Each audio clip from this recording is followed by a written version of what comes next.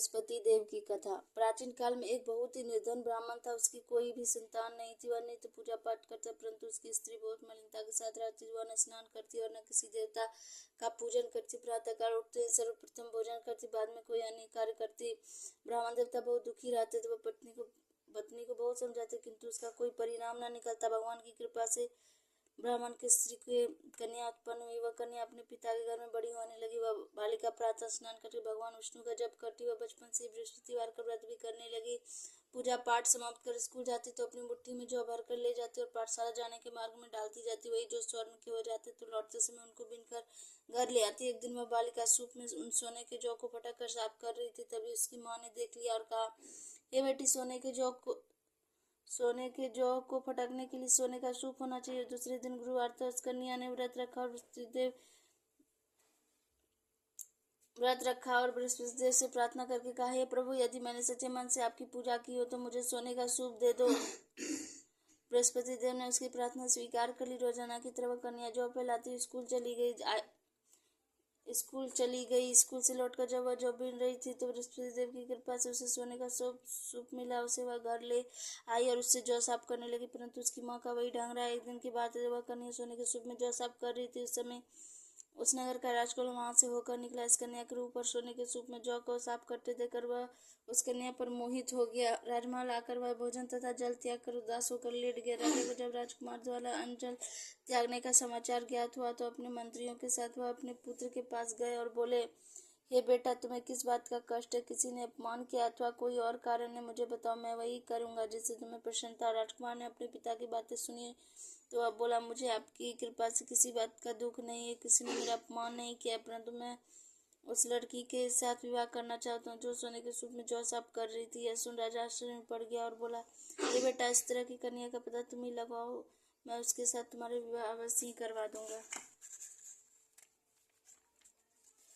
राजकुमार ने राजा को उस लड़की के घर का पता बतलाया। मंत्री उस लड़की के घर गया और राजा का आदेश ब्राह्मण को सुना। कुछ ही दिन बाद ब्राह्मण की कन्या के विवाह राजकुमार के साथ संपन्न हो गया। कन्या घर से जाते उस ब्राह्मण देवता के घर में पहले की भांति गरीबी का निवास हो गया। भोजन के लिए भी अन्न बड़ी मुश्किल से मिलता था। एक दिन दुखी होकर ब्राह्मण अपनी पुत्री से मिलने गया। बेटी ने पिता की दुख की अवस्था को देखा और अपनी माँ का समाचार पूछा। ब्राह्मण ने सभी हाल कहा। कन्या ने बहुत सा धन देकर अपने पिता को विदा कर दिया। इस तरह ब्राह्मण का कुछ समय सुखपूर्वक व्यतीत हुआ, लेकिन कुछ दिन बाद फिर वही हाल हो गया। ब्राह्मण फिर अपनी कन्या के यहाँ गया और सभी हाल कहा तो पुत्र बोली,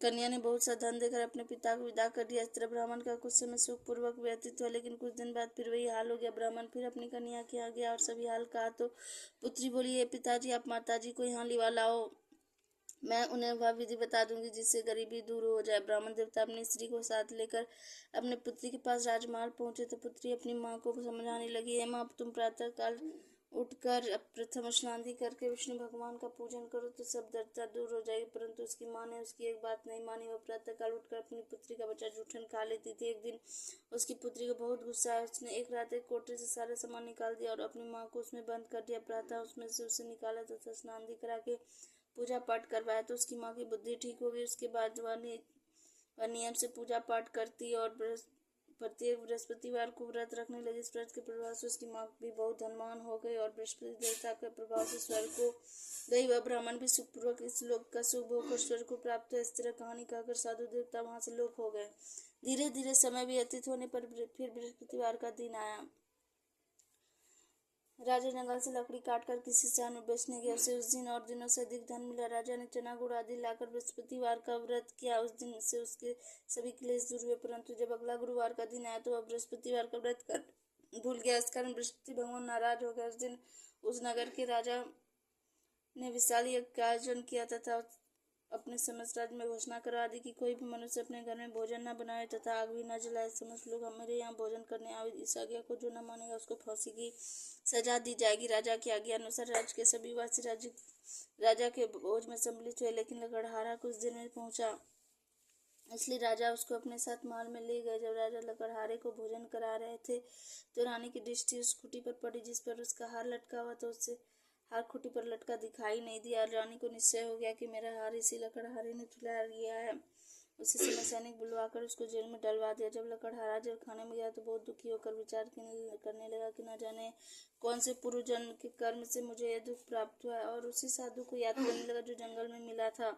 तत्काल बृहस्पति साधु के रूप में प्रकट हो गया और उसकी दशा को देखकर कहने लगा, अरे मूर्ख, तूने बृहस्पति देवता की कथा नहीं कही, इसी कारण तुझे दुख प्राप्त हुआ। अब चिंता मत कर, बृहस्पतिवार के दिन जेल खाने के दरवाजे पर 4 पैसे पड़े मिलेंगे, उनसे तू बृहस्पति देव की पूजा करना तो तेरे सभी कष्ट दूर हो जाएंगे। अगले बृहस्पतिवार उसे जेल के द्वार पर 4 पैसे मिले। राजा ने पूजा का सामान मंगवा कर कथा कही और प्रसाद बांटा। उसी रात्रि को बृहस्पति देव ने उस नगर के राजा को स्वप्न में कहा, हे राजा, तूने जिस आदमी को जेल खाने में बंद कर दिया वह निर्दोष है, वह राजा है, उसे छोड़ देना। रानी की हार उसी खूंटी पर लटका हुआ, अगर तू ऐसा नहीं करेगा तो मैं तेरे राज्य को नष्ट कर दूं।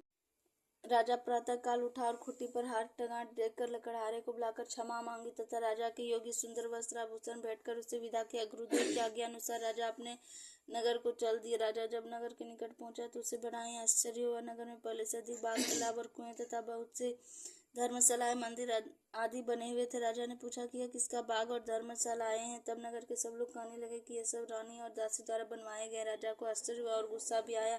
जब रानी ने खबर सुनी कि राजा आ रहे हैं तो उसने अपनी दासी से कहा, हे दासी, देख, राजा हमको कितनी बुरी हालत में छोड़ गए थे, वह हमारी ऐसी हालत देखकर लौट न जाए, इसलिए तू दरवाजे पर खड़ी हो जा। रानी की आज्ञा अनुसार दासी दरवाजे पर खड़ी हो गई। जब राजा आए तो उन्हें अपने साथ महल में लिवा लाई। तब राजा ने क्रोध करके अपनी तलवार निकाली और पूछने लगा, बताओ यह धन तुम्हें कैसे प्राप्त है। तब रानी ने बताया, हमें यह सब धन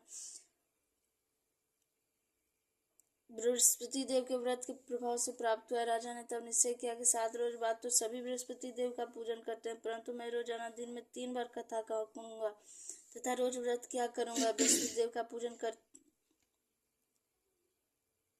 अब हर समय राजा के दुपट्टे में चने की दाल बंधी रहती तथा दिन में 3 बार कथा कहता। एक रोज राजा ने विचार किया कि चलो अपनी बहन के यहाँ हो आवे। इस तरह का निश्चय कर राजा घोड़े पर सवार वो अपनी बहन के यहाँ चल दिए। मार्ग में उसने देखा कि कुछ आदमी एक मुर्दे को लिए जा रहे हैं। उन्हें रोककर राजा कहने लगा, अरे भैया, मेरी बृहस्पतिवार की कथा सुन लो। वह बोले, लो, हमारा तो आदमी मर गया, इसको अपनी कथा की पढ़िए। परंतु कुछ आदमी बोले, अच्छा कहो, हम तुम्हारी कथा भी सुनेंगे। राजा ने दाल निकाली और कथा कहनी शुरू कर दी। जब कथा आदि हुई तो मुर्दा हिलने लगा और जब कथा समाप्त हुई तो राम राम करते हुए मुर्दा खड़ा हो गया। राजा आगे बढ़ा। उसे चलते चलते शाम हो गई। आगे मार्ग में उसे एक किसान खेत में हल चलाता मिला। राजा उससे बोला, अरे भैया, तुम मेरी बृहस्पतिवार की कथा सुनो। किसान बोला, जब तक मैं तेरी कथा सुनूंगा तब तक 4 हरैया जोत लूंगा, जा अपनी कथा किसी और को सुनाना। राजा आगे चलने लगा।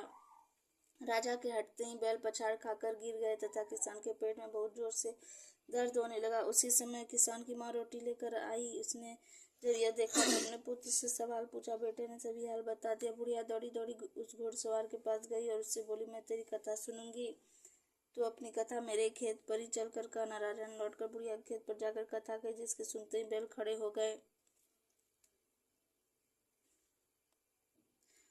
तथा किसान के पेट का दर्द भी बंद हुई। राजा अपनी बहन के घर पहुंच गया। बहन ने भाई की खूब मेहमानी की। दूसरे रोज प्रातः काल राजा जागा तो वह देखने लगा कि सब लोग भोजन कर रहे। राजा ने अपनी बहन से जब पूछा कि ऐसा कोई मनुष्य नहीं है जिसने भोजन नहीं किया जो मेरी बृहस्पतिवार की कथा सुन ले। तो बहन बोली, है भैया, यह देश ऐसा ही है, पहले यहाँ के लोग भोजन करते हैं, बाद में अन्य काम करते हैं, अगर पड़ोस में कोई हो तो देख आती हूँ।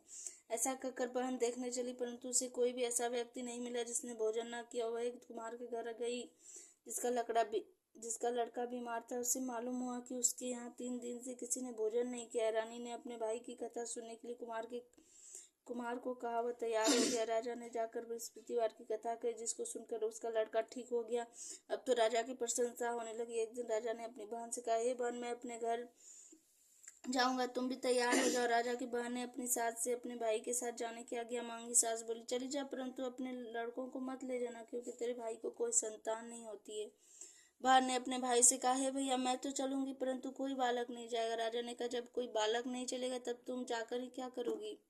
दुखी मन से राजा अपने नगर को लौट आया। राजा ने अपनी रानी से कहा, हम निसंतान है, इसलिए कोई हमारे घर आना पसंद नहीं करता। इतना कहा बिना भोजन आदि किए सैया पर लेट गया। रानी बोली, हे प्रभु, बृहस्पति देव ने हमें सब कुछ दिया है, वे हमें संतान भी अवश्य देंगे। उसी रात बृहस्पति देव ने राजा को स्वप्न में कहा, हे राजा, उठ, सभी सोच त्याग दे, तेरी रानी गर्भवती है। राजा को यह जानकर बड़ी खुशी हुई। 9वें महीने रानी के गर्भ से एक सुंदर पुत्र पैदा हुआ। जब राजा की बहन ने यह शुभ समाचार सुना तो वह बहुत खुश हुई तथा बधाई लेकर अपने भाई के यहाँ आई, तभी रानी का घोड़ा चढ़कर नहीं आई, गधा चढ़ आई।